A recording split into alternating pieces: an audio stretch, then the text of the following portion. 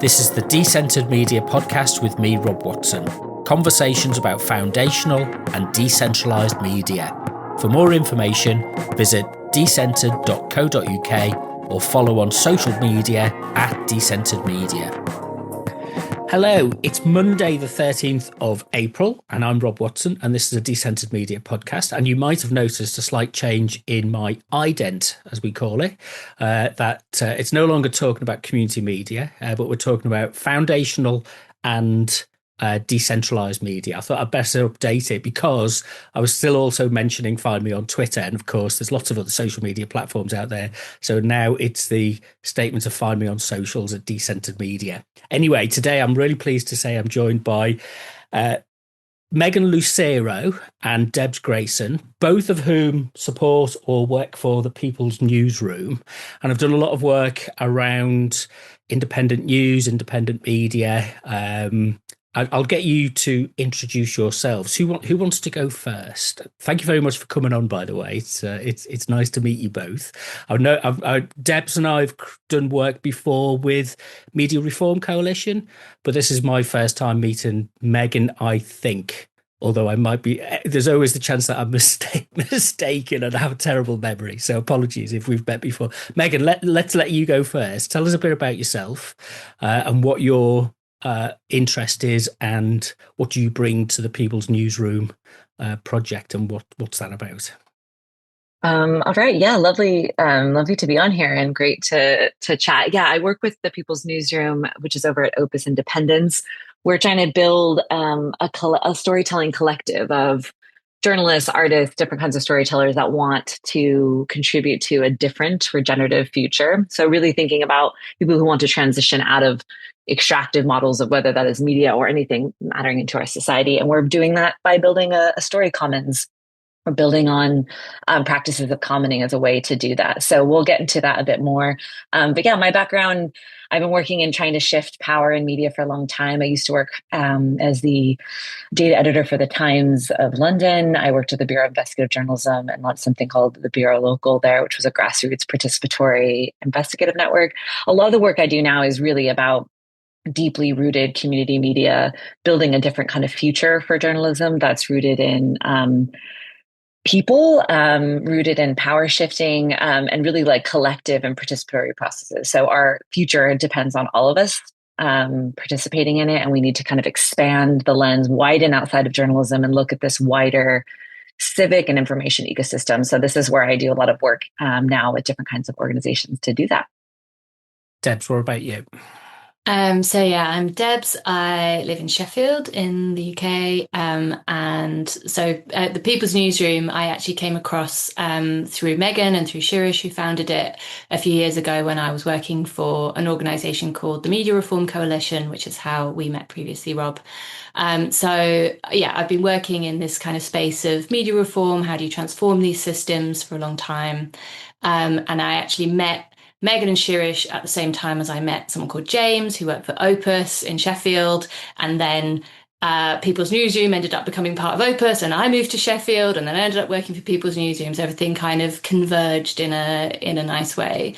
And when I was at Media Reform Coalition, I was running a campaign called the BBC and Beyond, and we were trying to reimagine or host conversations for reimagining what we initially were calling public media, by which we meant public broadcasting, but also all of the kind of space of kind of civic, independent news and journalism that, like Megan says, has this kind of sense of a broader purpose of social good beyond just, profit making.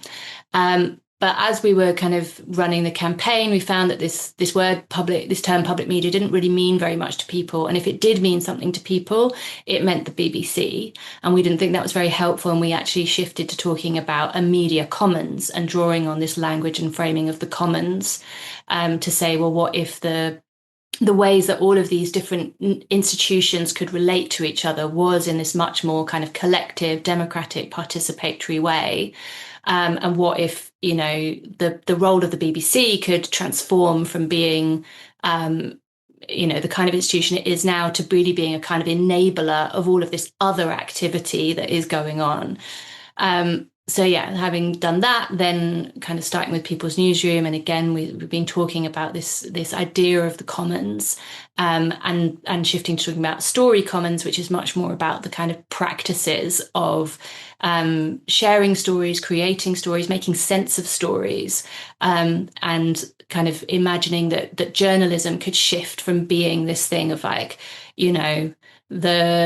the strappy, guy who kind of goes and like finds the story and then like goes and, sells it to a newspaper. And it's actually a very extractive model because it wasn't their story, right? It was like other people already knew the story. They didn't actually discover it. It's actually a mode of retelling. And when you do it within the current systems that we have, it's privatizing something which actually already exists as in an interpersonal sense. Stories do just get shared back and forth, and the ways that we share those and how we figure out what is appropriate or the right way to share a story is something that's this like quite subtle human process that we all kind of instinctively understand.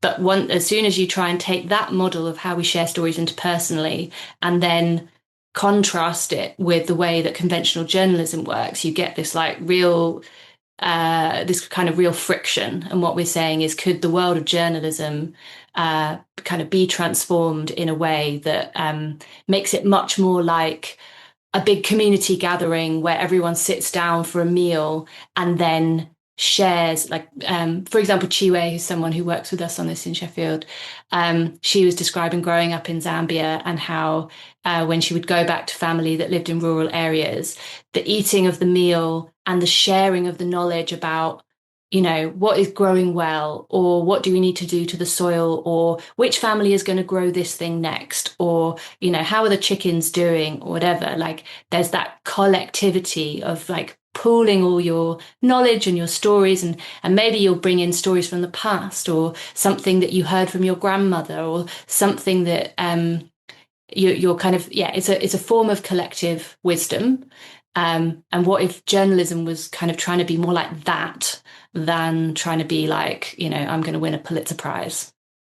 I really like that analogy. I think I just wrote down that hunter-gatherers versus cultivators, and that actually, that's a really nice, simple way of thinking of it, isn't it? That the lone journalist going out hunting a story and bringing back a trophy or something like that, as opposed to the work of the village to ensure that you have a cycle of crops. I'm going to throw something at you both, which is breaking news. I've never done breaking news in my life, but it came up on my social media feed, which is that the UK government is going to build a central YouTube content channel featuring influencers. This is from Sky News, featuring influencers and everyday people in a bid to better communicate its policies to the public. My quick reading of this is that there's some concern that the government is not getting its message out, which is always the sign of a failing political process, to the public, and that other forms of engagement through social media platforms are gaining precedence when the kind of day-to-day work of what government does is not. This is what I'm presuming is going to the present government department social media channels are only reaching 2% of the public. It's like one of those journalists those hunter-gatherer journalists putting a microphone in front of your face and saying, "What's your reaction to that?" But what's your reaction to something like this that our government has to kind of use these things? Is it encouraging that it's thinking in this way, or is it something that is it missed the picture entirely? Is it based on what you're trying to establish through the People's Newsrooms? What's your kind of first thoughts or feelings about what this might offer? I mean, I think one is it's clearly a much delayed realization of their, as you say, their inadequacy to connect with the public and to be trusted and to be seen. But what's interesting and fascinating to me is the hop, skip, and jump between a government releasing it straight into the kind of TikTok, YouTube world, right? Hopping over what we would have considered traditional forms of like partnering with the BBC or partnering with existing media models, right? They're going straight to social media platforms that they see that. So to me, just as a intellectual exercise. If you step back and you look at that, you're saying there's a very delayed, because this has been happening for a very long time, but a delayed acknowledgement of, wait, this is where people are getting their information. This is where they are centering their energy, their attention, as we say in the attention economy at the moment, right? Their attention is over here. The government is finally acknowledging that and seeing that. The problem within this, right, is should the government itself be kind of doing that when there are so many people that are within the space? They could be, as you say, partnering or thinking about media. And there are so many people who are building trusted, independent, community-centered media that bring this to kind of different people. So my first reaction to this is a delayed reaction to seeing where this is happening, an acknowledgement, right? Like, as I said at the beginning, like, I have an interest right now in a lot of the work and research I'm doing around the information ecosystem. If we really step back, and especially as journalists, we need to step back and say we are one piece inside of that ecosystem. I believe that we can play a very important role in that, but our role needs to change. Our role needs to look differently. And we need to acknowledge that people are accessing news and are trusting, sometimes untrustworthy sources, but are trusting and are getting their information in other spaces. So I think this, to me, is an invitation to really look at the health of our information economy. How are we engaging with it? And I do think there are potentially better ways to be sharing stories within this, but I'll pass to Debs before we get more into it. I mean, my immediate reaction is that I suspect the outcome of it will be extremely cringeworthy, partly because they're going to these models which are very much about interaction and also about authenticity. That's what people value, but they're actually, it seems like they want to continue to use it as a centralized system. They have a message, and then they want to use these channels to broadcast that message. It's actually very old school. And then when you try and do that with influencers who, for example, have really built their brand on the fact that they're saying what they really think, but now they're actually parroting a message for the government, I just think they're going to find uptake very weak. Like, people are not going to do it because it will actually be very harmful to their brand. And it also just completely doesn't fit with the medium. And I would say, is the problem really that people are not hearing or understanding what the government has to say? Or is the problem that the government is not listening to the people when they're saying, yeah, I know you're saying you've improved my life in these ways, but my actual experience of my life is that it's got more shit. So if you can't repair the kind of democratic deficit in that way, then all you're doing is just like, trying to shout at people some more. There's always a sign. I've always long said that when any government, Conservative, Labour, coalition, whichever government, shoots the messenger, I think it says, and I for many years of watching UK politics, is there always used to be periods where somebody says, we're just not getting our message across. And I always take that as code for, you're a rubbish group of people who are running the government, and you need to move out of the way and let somebody else who can do a better job. Stop blaming the messaging and the messenger. So that's my personal opinion and experience. So, but that in a way, this is the government, and the government could invest, if it chose to, in supporting independent, accountable, trusted, media system. I've my analogy, and I've used it many times. Hopefully it'll kind of spare us into a conversation. It's kind of at the moment what our situation. Imagine a 1980s style shopping precinct or mall, whatever you want to call it, and on the ground floor there's lots of people walking around with their tablets and phones, and it's everybody bumping into each other, nobody really paying much attention. And that's our social media landscape, and it's everybody just left to fend for themselves. And then on the top floor there's Amazon, and there's Netflix, and there's these globalized BBC, and there's an escalator that goes from the bottom right the way to the top, but there's no interconnection for the middle floors, and the middle floors are abandoned and run down, and government isn't supporting those middle tiers. That Biden's phrase, wasn't it, during the pandemic, building back from the middle, or wherever it is, it's used a lot. We've chosen to not invest in local, small scale, independent media in that middle ground. So tell us a bit about the People's Newsroom in terms of what you think it's trying to address in terms of that problem of that breakdown of communication or relationship of trust and the vacuum that's being created because of the focus on the industrial, large-scale, globalized, transnational platforms, and then the individualized, personalized, privatized experiences on the other hand. What is it? What are we groping for in the middle? Well, I think one thing I do want to say is I notice in this statement about this new platform is that they're talking about bringing, quote, everyday people and real voices rather than government ministers, right? And I do think like to not, I was saying to not miss that in it, which is like that is at the heart of this is people want real people to be participatory in their media, and they're getting it from real people, everyday people. Every single day we're all being informed by an entire ecosystem, and for a lot of people that's not coming from the government or traditional media.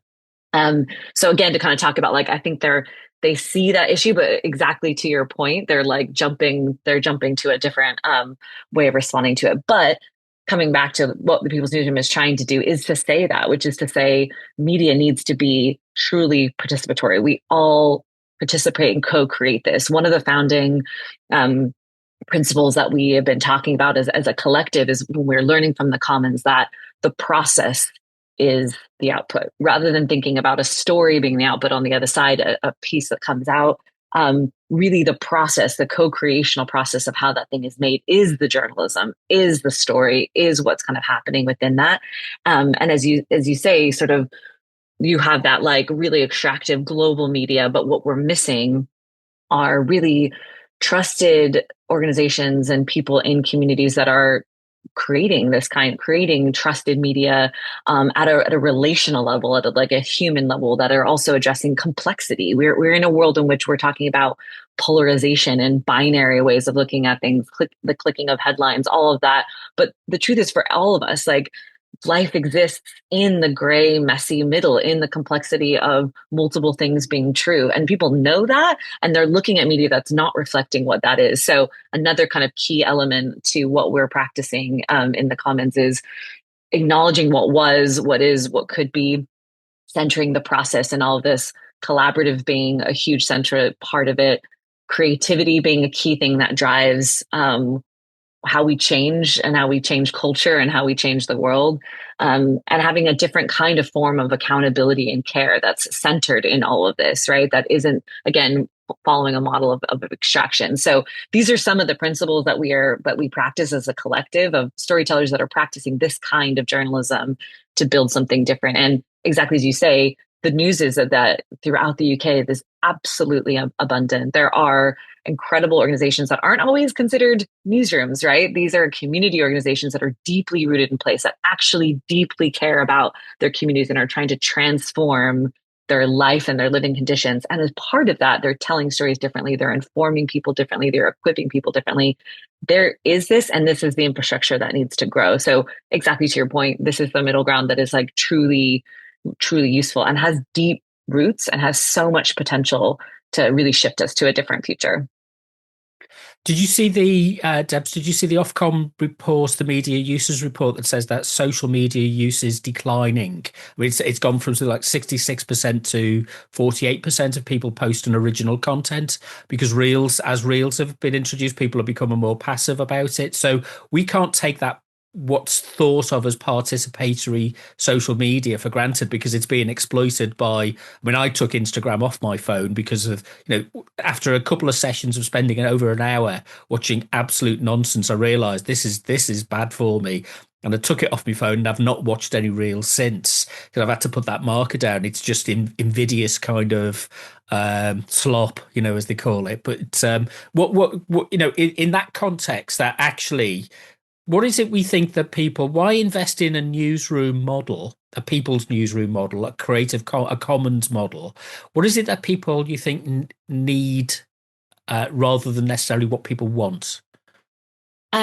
Well, yeah, I mean, I can just speak a bit generally to commons and what we mean by that. And I mean, in very general terms, a commons is a collective resource that is sort of cared for and stewarded by the people that rely on that resource.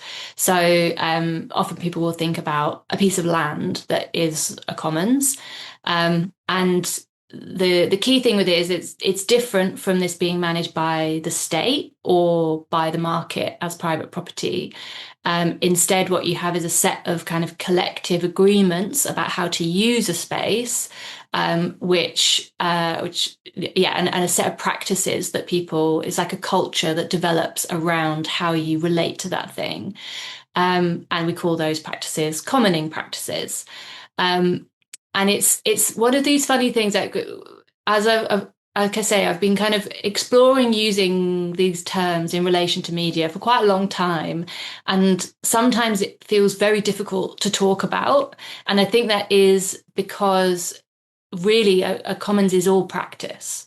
And actually, when you start to like lay down the rules or talk about it in this like external way, it sort of flattens it. So a good example for illustrating that is language. So language is our natural commons. Like clearly, like nobody owns a language. There is a kind of, there will be ways that the market is involved, like with intellectual property, or that the state is involved through like defamation laws. But the vast majority of the ways that we use language those things are not relevant to how we speak.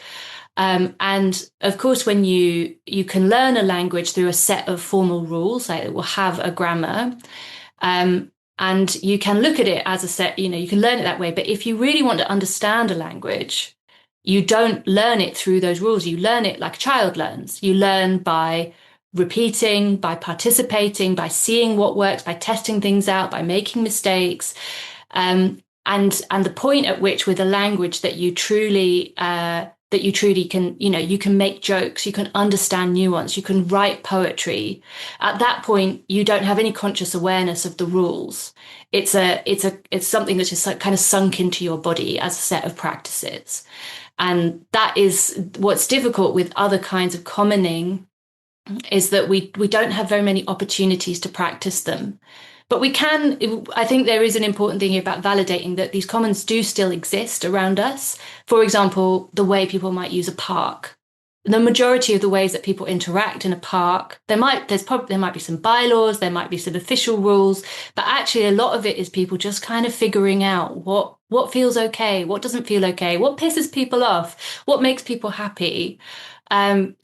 Or, for example, the commons of care. The vast majority of care is provided not by a private provider, not by the market, not by the state. It's provided by friends, family, communities.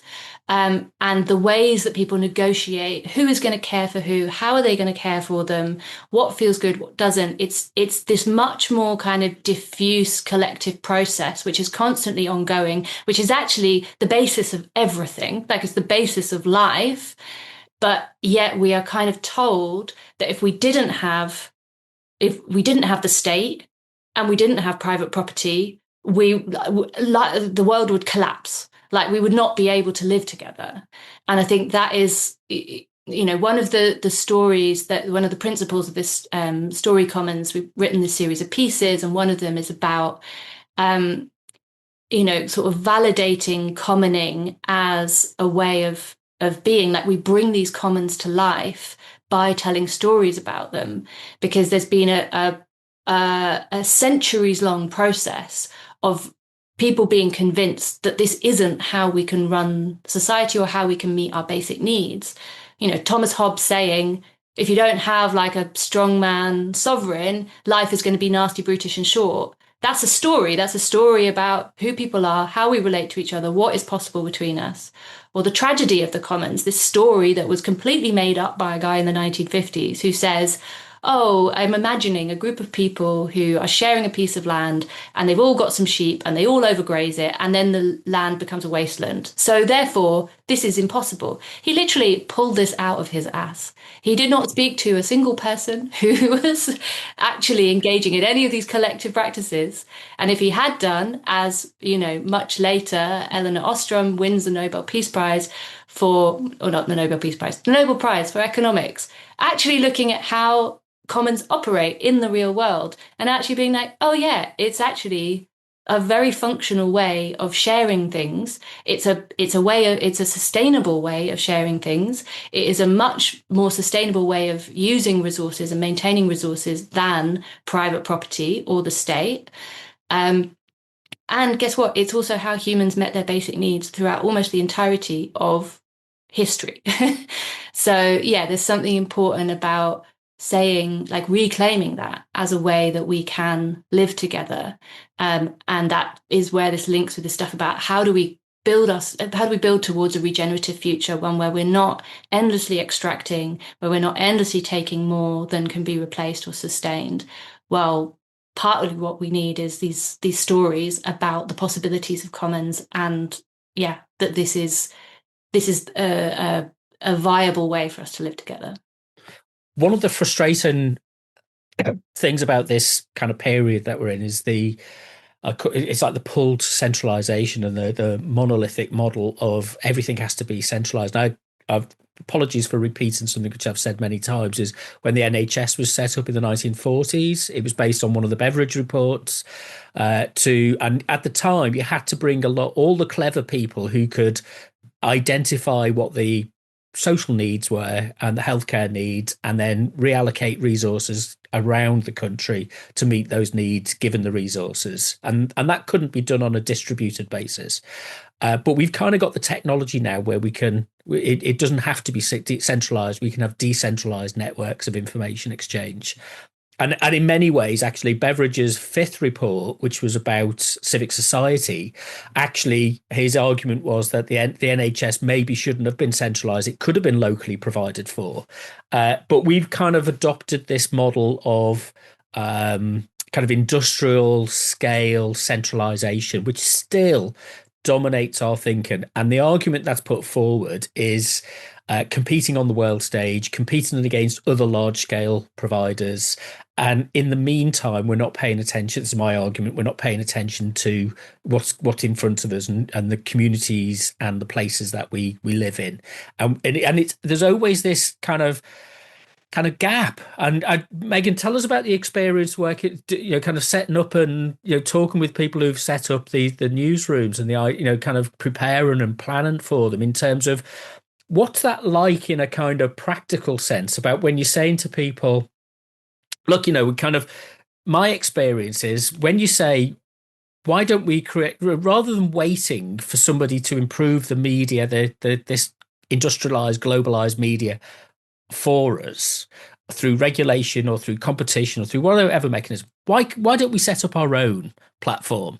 Why don't we publish our own local magazine or set up our own channel or start our own radio station? And often it's like, it's met with silence. It's like the tumbleweed, and people are. What inspires people in your experience to kind of want to take part in this? Mm. Well, one thing to say is that we're not trying to franchise a model and get people to set things up. Where we started is we looked around the UK and we said, who is doing the work already? Who is already planting the seeds of this idea? Because people are already doing this.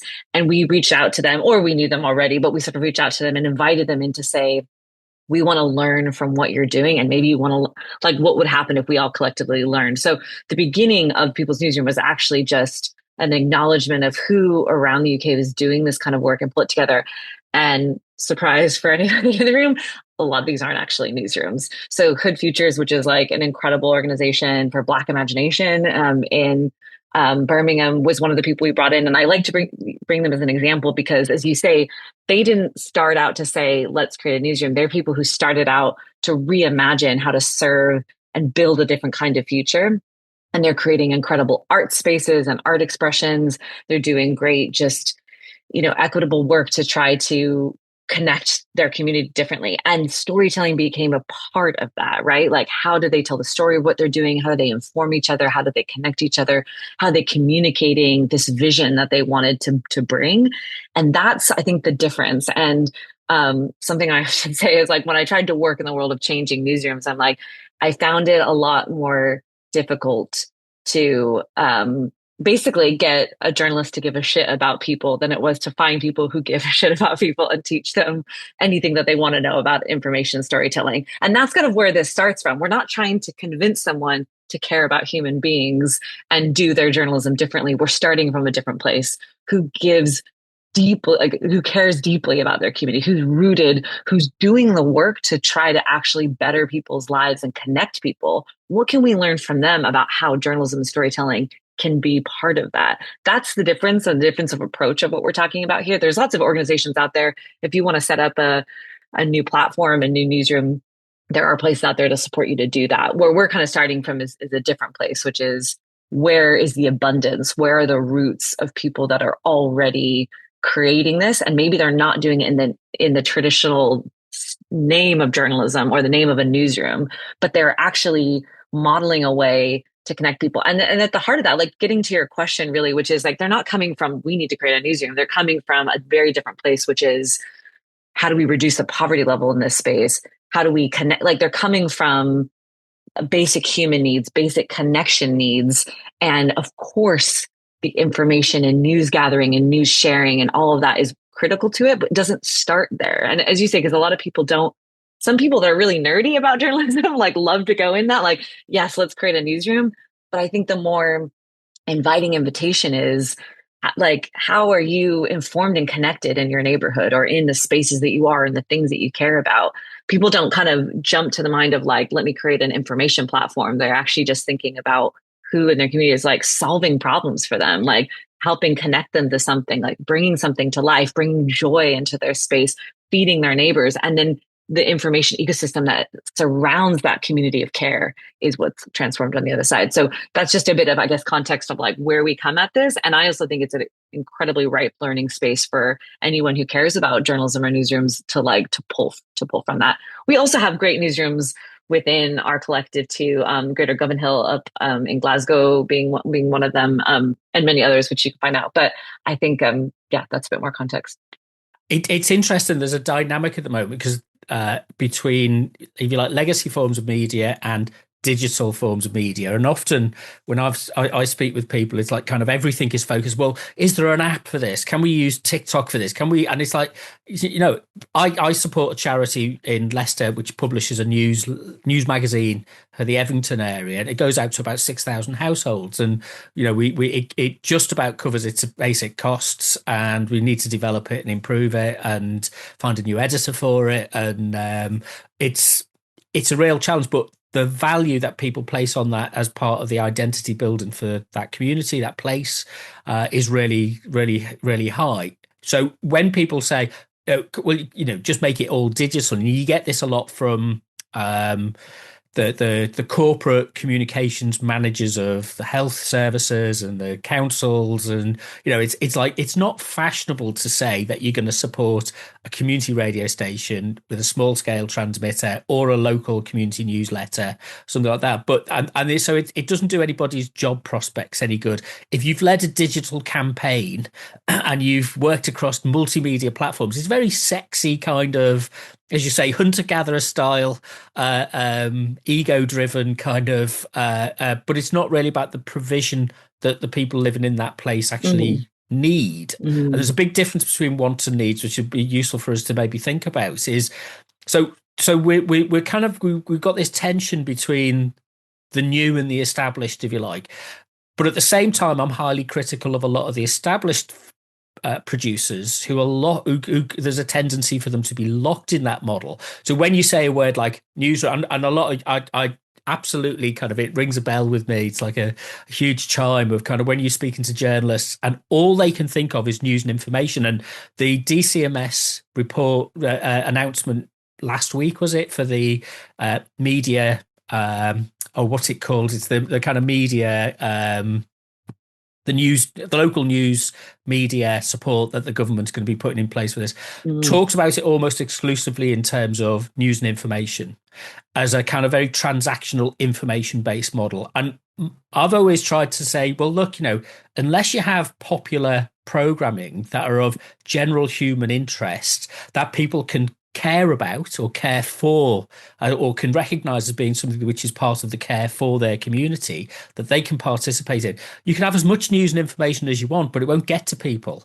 And it's kind of that we're circling around this nutty kind of problem in the middle, which then is too difficult for people to kind of get their head into. Debs, you're nodding. What does that resonate with you?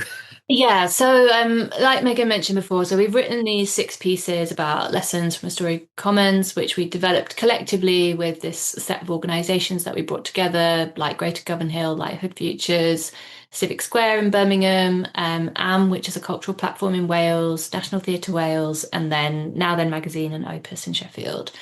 And one of those pieces was around, like, in a story commons, we tell stories of what was, what is, and what could be, which I sort of pulled the words together for off of all of our collective conversations. And I found it so difficult. It took me so long to write it. But it was trying to identify these problems with the way that conventional journalism works, which is like they're sort of stuck in this endless present tense. They, even the inverted pyramid structure of a classic news story, it's like Shirish has done work on this. Like it's the wrong way round for how our brains tell stories. It starts with what happened most recently, and then further down it tells you what happened before, and it's actually it literally makes it harder for you to figure out what has gone on. And at the same time, so there's this kind of disconnection from the past. There's, like you've been saying as well, a disconnection from place, a kind of constant sense that what is really going on or what really matters is what's happening in London, in Westminster, when actually most people's lives, that stuff is like, obviously it impacts it, but a lot of it is really irrelevant. And then you have this lack of, like, it's like journalists literally think that it's against their, with this idea of objectivity, it's actually like a bad thing to do to even imagine what the future could look like, to speculate about what the consequences of something could be. And, even worse, to say, I think we think maybe it'd be better if we did this thing because that would create this better future. And if we do this other thing, it will create this bad future. Like, that is sort of going beyond the remit of how, in a conventional journalistic sense, what a journalist's job is supposed to be. They're just supposed to talk about the facts. And the future isn't facts. The future is some kind of speculation, some kind of imagination. But again, this is very counterintuitive to how human brains work. Like, we are constantly pinning things to the past, imagining the future. And actually, when you go into the cultural space, you do storytelling in a cultural space, nobody thinks that you should just talk about the facts, or you should talk about right now, or, like, of course, nothing would make sense unless you could say where something had come from, and also making sense of people's actions in relation to the futures that they're trying to build for themselves and for others. So yeah, it's interesting because in the context of the BBC, there is an understanding that this institution contains, news and journalism, and it also contains culture. And in fact, a lot of the things that are most controversial on the BBC is actually its cultural output. That's a lot of what certainly the right-wing press likes to get very cross about. Like, there is a deep understanding that the cultural stuff is impactful, and it makes a difference, and it shapes how people feel about themselves and their lives and the future and what happens next. So yeah, it's, again, in this idea of a story commons, we're sort of trying to break down this idea that the role of a journalist is just to, like, extract, precise facts about something, when that's actually not how any of us really function or understand the world. There's a tendency to the word influencer doesn't have good press to mix the metaphors, and sometimes it can be the extremes. If you look through the Daily Mail, and you'll see the the influencers, the Beckhams, and all of that kind of nonsense, which is kind of just kind of quite annoying. I watch a guy, it comes up on I use YouTube a lot because it's I watch a lot of international content. I can't remember the last time I watched anything on the BBC because it's lack of relevance. And there's a guy, Stephen Cheatley, who does a vlog in Blackpool called A Walk on the Wild Side, and I've mentioned him before. And he just walks around Blackpool, and he's really fine. He's balanced. He's not antagonistic in any way. He just shows I've learnt more about Blackpool, which is one of those places which has a reputation, and you get the kind of drive-by poverty porn tourism type news occasionally, which kind of sweeps in when there's a headline story and then rushes out again. And we saw that happen here in Leicester a few years ago, and lots of other places. And this is a guy who just walks around the streets of his town, and he's proud to be of his town, and he talks to lots of different people and tells you what the weather's like and tells you what's going on a Friday night. And it's kind of, and he does it, and he's making a living out of it, I hope. But there's a sense almost as that's the kind of it's kind of. We're very skeptical of kind of the influencer model. Megan, what's the benefit from having a collective group to be part of, as opposed to just doing this on your own? There are good examples and bad examples, and we mainly see, if you look at the Daily Mail, you're mainly seeing the kind of bad examples. The what is it? All of the kind of celebrity and can't even remember the name of the genre of stuff, the kind of the lifestyles, Life in Chelsea or wherever it is, all of that nonsense. I can't remember what they're called. But there's a whole frothy kind of fast food type, industrial food. If you go into your supermarket, you can buy frozen pizzas, frozen meals, pop, soda, everything that's bad for you, and you can gorge yourself on that if you want to. The same with our media, but there's also fresh stuff available, which is potentially good for you if you cook it in the right way. You've got the skills to cook it yourself. What's the kind of the benefit of having that kind of collective approach, as opposed to just leaving people to fend for themselves? Well, I think you said that influencers get bad press. They get bad press from the press, right? Because the press see that threat. I don't think everyday people do. Like, they wouldn't, because the numbers are so large. You know what I mean? And so I think it's really important to think about, again, to come back to this wider ecosystem and acknowledge journalists would just take a moment, check your ego, step back, and truly look at what we're looking at. And the reality is that this is where people are getting information. This is how they're being informed, right? Your analogy of the grocery store, the fast food and the fresh food, right? Well, fast food is up front and it's on the street and it's getting in from people's lives. Like, the equivalent of this fresh food is like in the back where no one can find it, in behind the corner where you have to run around, and then you've got to, pay an extortionate amount for it. So I think there's like an important thing to kind of look within this. I recently also published this framework called Community News Rules. And it takes a look at our information ecosystem, and it breaks down the different roles that everyday people play in this. And so there's the role of facilitators, there's the role of inquirers, documenters, sense makers, navigators. It breaks things out like this. And it just basically, some people can look at it as breaking up an act of journalism into different pieces. But what it does is that in each of these, we're highlighting how everyday people are playing these functional roles, right? So an oral history project is documenting a community in a way that a newsroom never would have, right? They have facilitators that are people that create dinner parties to talk about an election ahead of time, and they're helping facilitate community conversation in a constructive way, right? We have navigators like librarians who help people actually navigate a challenge in front of them. They're trying to come up with a housing issue and they can't fight their landlord on something, and they go to a librarian who helps them navigate existing resources to get through this, right? We have a wealth of people, and included in that are influencers and people on social media who are playing a kind of sense. In some cases, there's people that are actually sense making for people, actually speaking to something that's very live and real and happening in their lives, and trying to help explain and sense make it, right?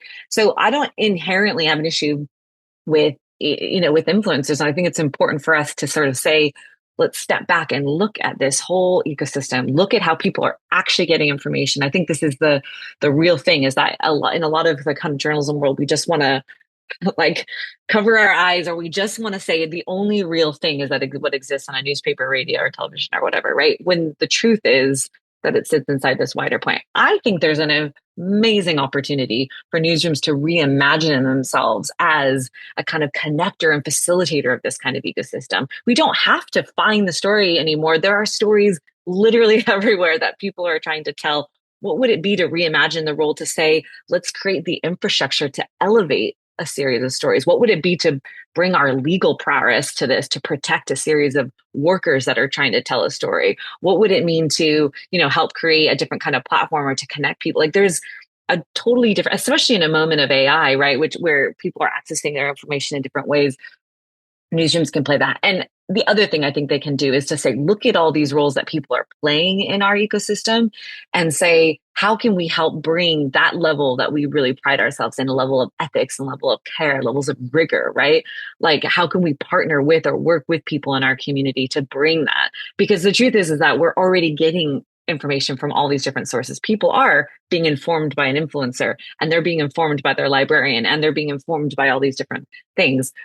But the reality is that, like Debs was saying earlier, the dominant private market is manipulating that ecosystem. And I think that's where our opportunity is, as newsrooms, is to say, we can come into this ecosystem and say, what if we brought in a level of values and care and rigor into it? What if we worked with these existing ways that people are accessing it, and find a new role for ourselves, and to strengthen it, and to strengthen the way that people can trust different elements? Because as you alluded to earlier, people are starting to get very tired of a lot of this information. They're being overwhelmed by it. Their attention is being drained by it. And they are seeing, in some cases, that this isn't healthy or useful to them.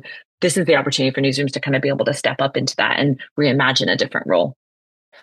I call this, well, I don't call this exclusively, but it's the foundational economy model, which is, I think we've kind of described incredibly well through this. It's the foundational media. And I'm increasingly hesitant to use the phrase. I've used the phrase community media a lot over the last 25 years or so. And I think it's becoming to lose a sense of specificity. It's becoming a bit vague, and you can get this community washing phenomenon, which is like, oh, well, we'll put that out to the community. Well, who are we talking about? We're actually talking about groups, specific groups and networks of people.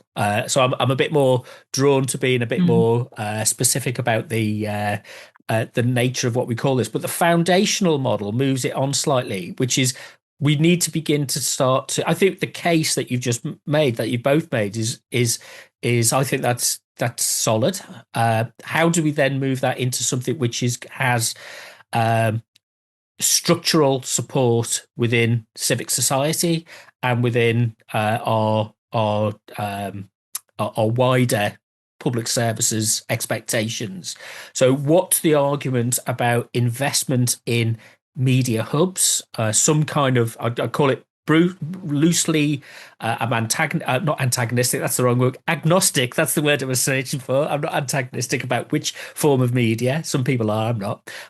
Which form of media it can be any form of media that reaches and communicates with people, that involves that participatory engagement and involvement of people creating and making their own media, telling their own stories, having their own discussions, getting it wrong for themselves, getting it right for themselves. And so, but it needs some form of investment. Now, the case was made, 100 years ago for libraries. The case was made in the 1940s for health provision, education provision, schools, hospitals, the arts organisations. They people are pretty solid that to bring a community together, you need a theatre or a gallery or something like that. It's been under pressure for a couple of decades, but it's still regarded as something which is important, and communities look forward to having them. What's the case that we need to make for supported hubs that enable us to not control and, I would rather the government spent its money on communications infrastructure, on putting in place media literacy style participatory hubs, rather than setting up a channel. Let people set up their own platforms and outputs, but invest in the skills, the infrastructure, so that you can, the big challenge we've got here in Leicester is space for studios, working space. The public, the co-working spaces that we've got close at something like 4:30 or 5 p.m., which is no good if you're trying to kind of edit podcasts, or if you can't work from home. You've got limited options, and we're not thinking, what is it, the infrastructure that needs to be, you can pay to go and sit in a cafe or something like that, but that can be quite expensive if you need to do 5 hours work and you're drinking too much tea and coffee.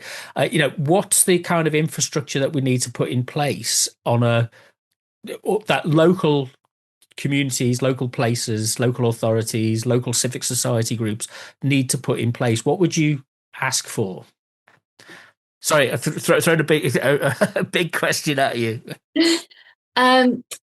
Yeah, I think, I don't know if I can answer that completely directly. I mean, you kind of described something that I think would be massively useful. And I think, having those spaces which can really link up. Like I recently met someone from the Citizens Advice Bureau, and they were really interested in what we're doing, and actually being like the Citizens Advice are an incredible early signal of anything going wrong. Like if a change in the benefit system is causing people pain, Citizens Advice will know it first. They're constantly receiving stories. And then what happens with those stories, and what could be the processes of kind of collectivizing those stories and telling them back to people so people can make sense of them. Or, in Sheffield, I've also done some work on the Sheffield City goals. And the stuff that I was doing was around creating some kind of metrics for tracking progress towards the goals over 10 years. And that being something that people can actually understand and engage with and feed into. And we've then from that been talking about setting up a data co-op in Sheffield, and again really seeing that as this is also a place for stories. Actually, you're gathering data through all these different mechanisms, and is there a way of pooling the data that Shelter is getting, that Citizens Advice is getting, that the libraries are getting, and then you show it to people, and you actually have that engagement of well, how are you making sense of this? What does this tell you? And does this fit with what you know from your own life? So I'm always very interested in how you bring together lots of different types of knowledge in a way that doesn't mean that the numbers or the things coming from the institution or the thing that's the truth. And if your experience contradicts that, then you're just lying. But that does say the difference between them is not actually whether they're quantitative or qualitative or whatever. It's actually whether they're collective or not. The thing about quantitative measures is that what they're doing is they're pooling together lots of different people's experiences. And so then can you create these other kinds of spaces where people are coming together? For example, in a tenants union, people will be sharing stories about the struggles they're having around housing. And that might tell a similar story to what the data from Shelter or Citizens Advice is telling, or it might tell a different story. And actually, you need to find a way to, in that friction, you might learn something really important about the way that an information system is working, the things that it's missing. And also, the part of that thing of creating a collective space where people can learn to trust each other. I remember talking to someone who was setting up London Renters Union and talking about actually the importance of those meetings where people felt able for the first time to say that they had mold in their house, because it's a shameful thing to admit this. So, or talking to someone from Independent Workers of Great Britain who was in the Couriers Union, and how actually bringing people together to acknowledge that they were having physical injuries, that they were struggling with doing their orders in time. That was actually a really big deal to create a space where people would even tell of the things that they're experiencing, because there was a very macho culture and a sense that this is part of the good thing about being a courier is you're a really fast cyclist, but then actually you are in danger. And so there's something there about different kinds of stories that can be brought together, and also the real like subtle trauma informed like sharing space. Like, what does it mean to actually share a space where someone would feel safe to share a story that is traumatic, a story that they feel ashamed of, and in the process of sharing it, collectivize it and be like, oh, it's not just me, it's actually these other people as well.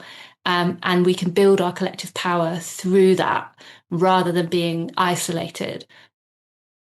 There's a kind of, I'm trying to, how do I express this? There's a few years ago here in Leicester, we had BBC Five Live visit, and it's when we were involved in Leicester Community Radio, and they came for a day to talk about issues about the cost of living crisis, and they spoke to people during the day, but in the evening they were over in Evington, and they were in a cafe, like a kebab Turkish cafe, and the presenters, I was listening in live, they spoke to the woman who runs the cafe for a few minutes, and then the presenters spent more time talking about their student days and what it was like to be living on kebabs when they were students. And it was like they spent 5 minutes talking about that, and they'd spent 2.5 minutes talking to the woman who run the cafe. And I was just appalled, and it was one of those things where I thought, there's no point in listening to this stuff anymore. It's gone beyond. They're talking about themselves. The decentralized approach potentially avoids. There's always a strength and there's always a weakness, and the weakness of this is that the kind of institutional model turns in on itself and stops serving people. How do we ensure that the decentralized model, Megan, maybe this way, so I'm thinking, what kind of thinking do we need to put in place that kind of maintains that trust and accountability? So the civic society model is by its very nature a patchwork of lots of different types of activities in different styles for different motivations with different people with different agendas. And we wouldn't want it's as complicated and messy as that might feel. We wouldn't want everybody to be following the same viewpoint, the same agenda, the same, if you like, ideology, whichever. It's an open, pluralistic, democratic process. How do we ensure that doesn't get captured by the bureaucrats and administrators who want to centralize everything? And well, you're funding, you've got to aim for these objectives. You apply for Arts Council or lottery funding these days, and you've got to fill out an essay on social, so certain forms of social benefits, and it doesn't actually relate to the communities or the people that want to use that money for a good reason. How do we avoid a kind of a monoculture, and how do we keep that diversity of supply?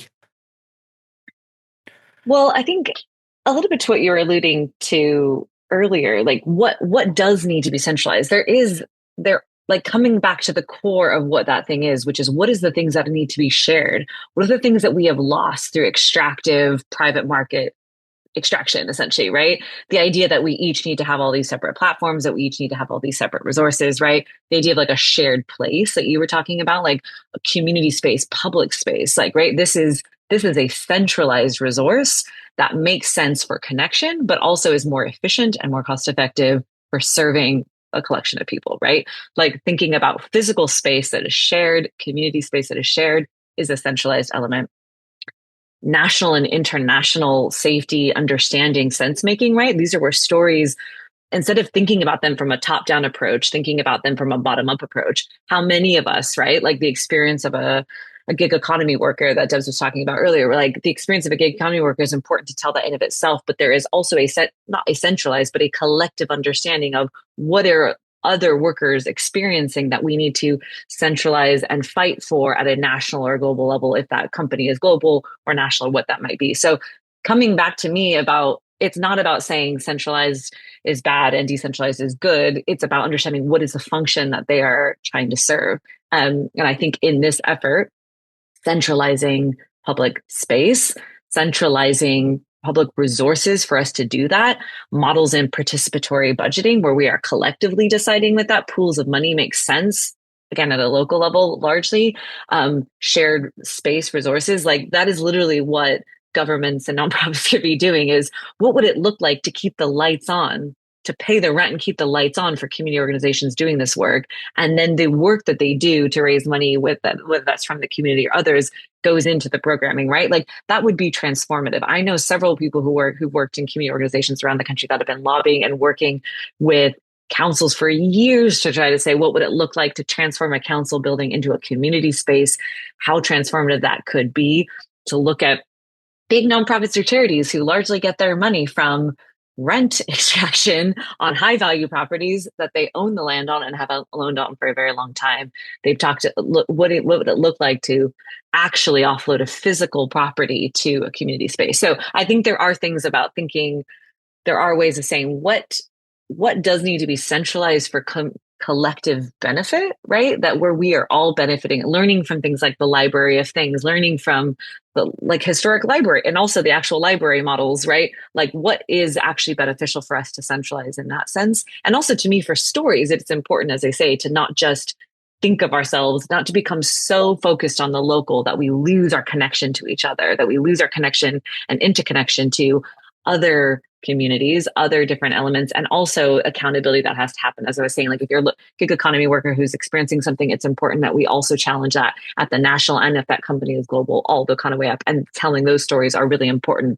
The problem is, which direction of travel are we telling those stories, top down or bottom up? I'm very interested in participatory accountability that goes bottom up. And I think that's where journalism can be really effective. And that is a type of centralization, Jamie. So I think we have to just like debunk this idea of centralizing as being bad. But I think probably what we're really talking about is, unfortunately, a lot of what we experience that is centralized is not any of this collective centralization. You know what I mean?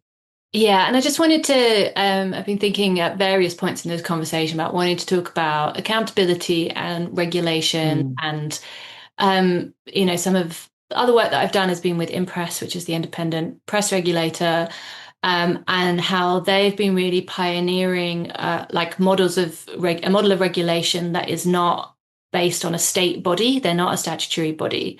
Instead,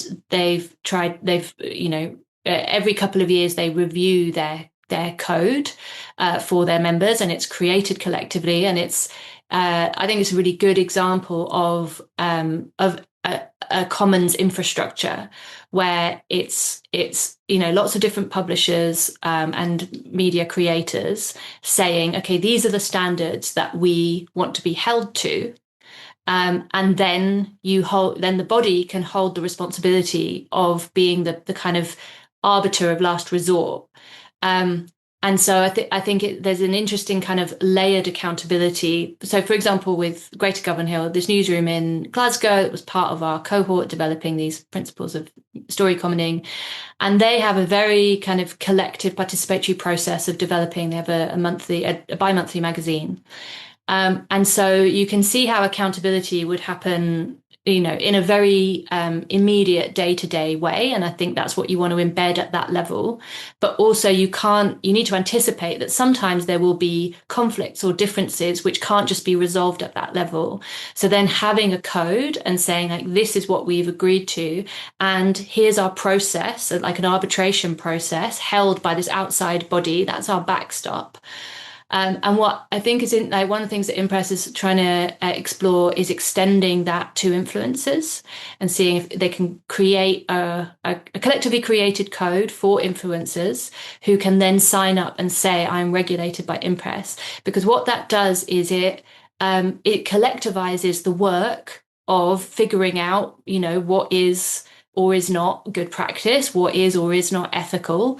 I would say for influencers who are trying to do a good ethical job are, it's really hard. Like, they are really on their own. And they have often developed actually really quite sophisticated practices of responding to comments, responding to the ways their audience interact with them. But of course, sometimes people are malicious and people are kind of, going after them with bad intentions. And then it can be very difficult to distinguish between like good faith complaints and things which are actually saying like you're not being held to your own standards versus malicious complaints. That's, you know, for a lot of these producers, they might be getting loads of views, but they're often doing all of their own recording, editing, ever. It's too much really to expect them to also be their own regulator. So so for me, that question, I think it links with this centralization, decentralization. I think it really makes sense to have a kind of backstop regulator, arbitrator that can provide a mechanism for complaints when they have to escalate. That can sit more collectively.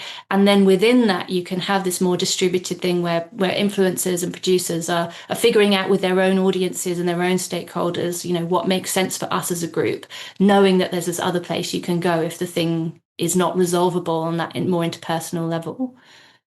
I've written down I've written down Anglo-Saxon versus Norman. And going, I'm not a historian, but there's James Hawes's book about the shortest history of England is really good on this. He talks about the split in England, particularly in Great Britain is largely between the Normans and the Anglo-Saxons and the Celts, and it's kind of like occasionally the Celts and the Anglo-Saxons, the remaining Anglo-Saxons, get together and outvote the Normans. But he said he can, you know, the split about you know the North and South England is really illustrative. It's embedded, and it's this model, but the Anglo-Saxon model was distributed parishes, and the king was what you just described as the backstop of how complaints and disputes were resolved, whereas the Norman model was the centralized power of the monarch, and that was then enforced across the land usefully. So if anybody's a historian would like to come and illustrate that in greater detail and discuss it, I'd be really, really happy to do that. But the other word that I wrote down as well was aggregation. So maybe one of the things about the shift in the technology is we don't need any more to centralize. We can aggregate information. So what we do is we go and look at what people are doing in that distributed pool of actors and groups and engagements, and then we say, okay, what information can we gather that? Yes, you've got to have a kind of commonality of the information forms, but actually we can make that interoperable a lot more easily these days as well. So we can compare apples with pears now. It's not quite the same as it used to be where we could only measure apples. So we're in a situation now where we can take that data, that information, and we can aggregate it, and we can find out what's useful about it without having to centralize it. It's a centralization for me personally should be the last resort. At what point is it? Yes, there's a point where you recognize that there's an authority there that for the good of all, you recognize the primacy of that authority. And I'm a big press regulation and Ofcom regulation in terms of the broadcast code. It's not perfect, but it's a code that is commonly available. I'd like to see more democratic input into it, some more participatory input into it. However, I love the idea of bringing in influencers and other social media content producers. And the question I kind of maybe we can kind of before we wrap up with this is what's the incentive for people to invest in their time, effort, energy, reputations, to be those good players, to be those good actors, to produce good content, and bearing in mind who gets to decide what good is, again, is also a part of the open process of democratic accountability. So it's like, what's your kind of instincts for this in terms of your intuitions for what would be the best way to incentivize people to play a positive role? Well, I think there's a perspective of coming at this from a service, right? Most media are not coming at it as a service. This is an extractive model, right? Like this is a model that they're coming to profit off of your information and your use of their platform, right? You know what I mean? But I think people who really come at this with a value system, right? People who are deeply rooted in their community, maybe they're an independent media organization, maybe they're a community organization, right? They're deeply rooted in their community. And their idea is we're here as a service. In the same way that people want to sign up to be a B Corp or people want to be an organic provider or whatever that is, right? There's this level, there's this threshold, there's a pride in wanting to do better and to do right and to serve a community in a specific way. And I think there's an incentive in that, in a world in which there is tons of information and tons of a provider, someone can say, we are regulated, not just, that doesn't matter. That's our backstop. We regulate ourselves. We build a level of care and accountability in every action we do. And that regulation is only there as a final stop with it. And I think that is the other thing to think about with regulation is people often think of it as like this big shaming mechanism that happens on the other end of a dispute. But when Debs is talking about that final stop, it's actually that every little step along the way, you're actually making sure that your community is represented and that you have a dialogue that's happening. That isn't I, journalist over here, and you, community member over there, and you can just look at it on the other side. And then when that piece potentially scapegoats you or harms you or actually creates harm in your community because someone then ends up getting profiled or whatever the thing is, that harm is very, very hard to build trust back, right? But we're not talking about that kind of regulation. We're talking about a trust building exercise that comes with it. And there are people who want to opt into that. And like I said, I think that when it comes from a true service oriented, true community oriented, and you can take pride in saying, as they say in organizations that pride themselves in being B Corp, it's that level, it's that interest, I think, that we're looking at. I'm going to throw one observation in on that because I think it's a great point. But in a globalized media environment, it's often easier to find a community online, people who are interested in particular forms of entertainment, forms, wherever it is. And actually, you've got more chance of finding people in Southeast Asia or South America or, kind of wherever than you have in your own local neighborhood. There's an anchor of place, which often with the, how do we make sure that we have a prioritization for where we are, where we live, because we're not all adopting virtual reality headsets and living in, the metaverse. That's not going to happen because I have to walk out of my house and go to the shops and buy some food or go to the laundrette or, navigate there's a place is still a predominant part of the equation. And sometimes I think we can idealize community, but actually, people are building communities on social media platforms very successfully and very productively. But it's not. But they're not connected to those people who live in the same neighborhood. Yeah, I mean, I think we can overly fetishize place, particularly kind of neighborhood level, in the sense that Sheffield has maybe like 147 neighborhoods. And I also, for example, as a queer person, I feel in community with queer people in the city, and lots of them aren't going to live right next to me. But I do think that place is crucial. And like I was saying, with this thing of like the past, the present, the future in place, like how are we telling stories that link those things together and help us understand where we are? And I think that is really crucial because we have to see a relocalization of our economies if we're going to have any kind of like sustainable future at all. Like there has to be, and we know that these things are going to be forced on us if there isn't a more kind of consciously directed transition. Like we will almost, we're going to see some massive disruption in our food systems, our global food supply systems.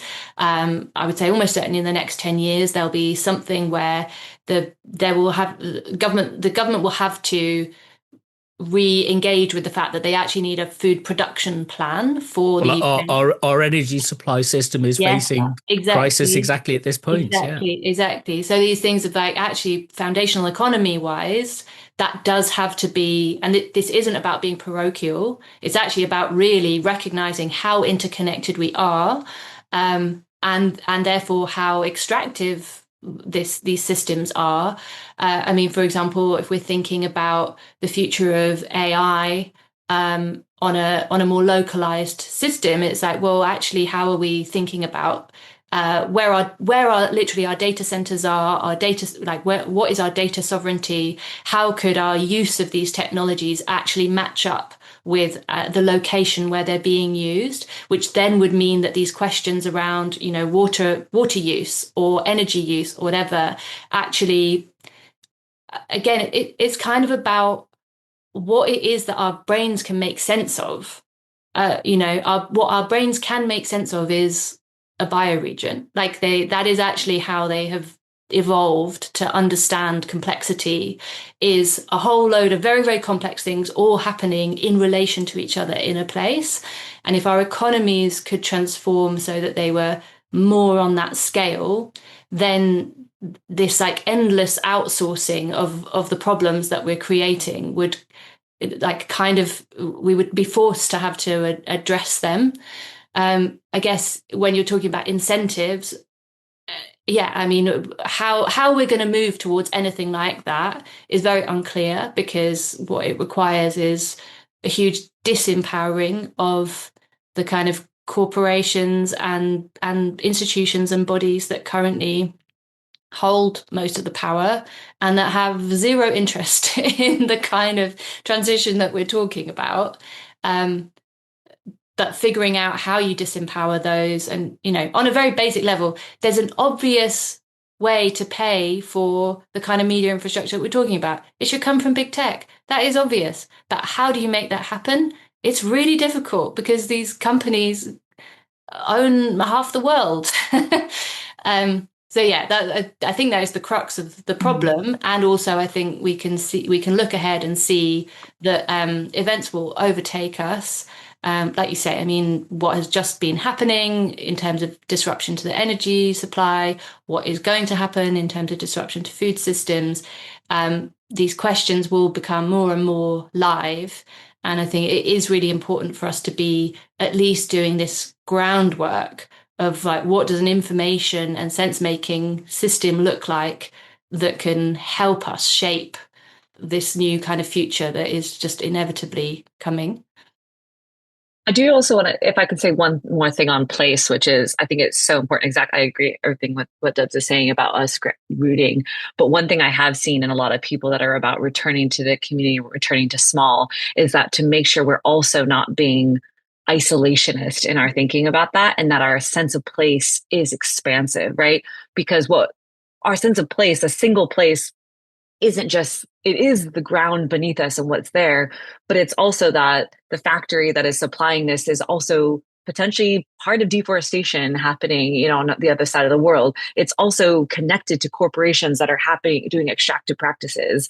People that are showing up, you know, in dinghies on our borders are connected completely to us. So I think it's like, we have to also, I've seen sometimes how some of this like hyperlocalization, which is so deeply important, needs to also acknowledge the permeability of space and of place, right? That we are affected by literally the rivers that run through Sheffield. As you say, you've talked about this a lot, Debs, are like influenced by what's upriver, what's downriver, like everything is within that. So I do think we need to focus and deeply root in place, but also make sure that we are acknowledging the fluidity of migration, of our connection to each other, of neighboring towns and villages, but country and the world. And also we live in a globalized economy, which is we are influencing people on the other side of the world with our decisions and practices, and are being influenced by others too. And I think finding a nice balance within that. And to me, like what I was saying earlier, my interest in the local to global storytelling is so incredibly powerful. You actually can feel potentially more equipped when you look at a story that you're like, oh God, this is happening.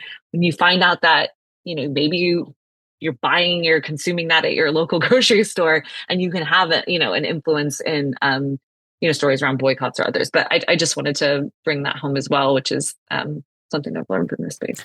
Well, we've not really talked about the whole storytelling process and the way in which stories are so important for social transformation, and that would be a whole episode of podcast in itself. I think this has been a wonderful conversation. I'm really looking forward to reading more about the work. I'll include links that you've both been undertaking. I'll include links in the description, and I'll put out a summary of the transcript summary of what we've been talking about.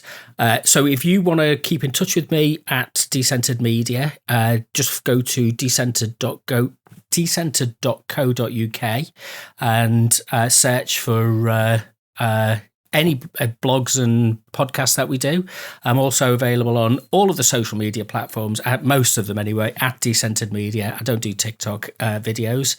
But until next time, I want to say thanks to Debs and Megan, and it's been a really great conversation, and I'm looking forward to speaking to you again sometime soon. You've been listening to Decentered Media with me, Rob Watson. Find out more at decentered.co.uk or follow on social media at Decentered Media.